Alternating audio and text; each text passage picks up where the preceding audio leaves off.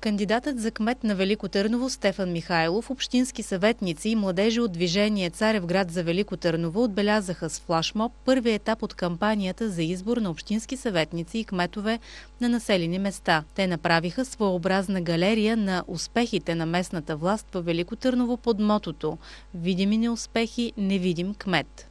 Това, което виждате зад мен, ще бъде вместо закриване. Вместо една скъпа кампания за закриване, ви показваме реалностите на Велико Търново. Какво имам предвид? Това са видими неуспехи на един кмет, който не се явява по дебати, както искате го наречете, анонимен, невидим, няма никакво значение. Тези реалности са събрани в рамките на половин час, може би и по-малко, ходейки по търновските улици от децата. Понеже винаги сме били искрени с вас, искрени сме и сега, това е реалността. Хората от листата, които държат, са хора професионалисти, хора, които работят и които съм сигурен, че заедно с мен няма да допуснат такива неща.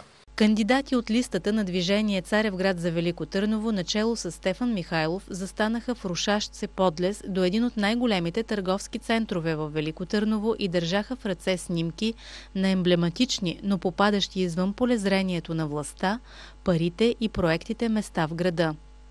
Тези места са по великотърновските улици, това са не бляскави снимки за предизборни кампании, а това са реалностите. Сами може да видите ненаправени пътеки, кал в старо военно училище, съборени сгради в старата част на града, нещо, което е абсурд, това не е лицето пред Европа. Държим в ръцете си видимите неуспехи на невидимия кмет. Вместо лъскавата показност на предизборните акции и липсата на истински дебати за бъдещето на общината, показваме реалността, такава каквато може да бъде видяна в рамките на половин-един час по великотърновските улици.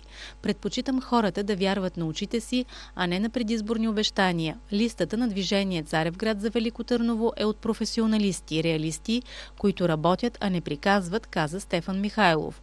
Той показа разпадащия се подлез зад гърба му. Има още много такива подлези и десетки рушащи се сгради в града и в населените места наоколо, отбеляза Стефан Михайлов.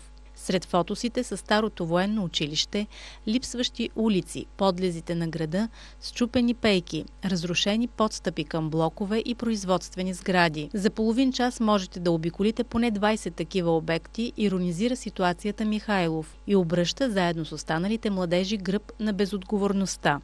Ако хората решат, че това е правилно, както съм написал на слогана, нека да гласуват за сегашната власт.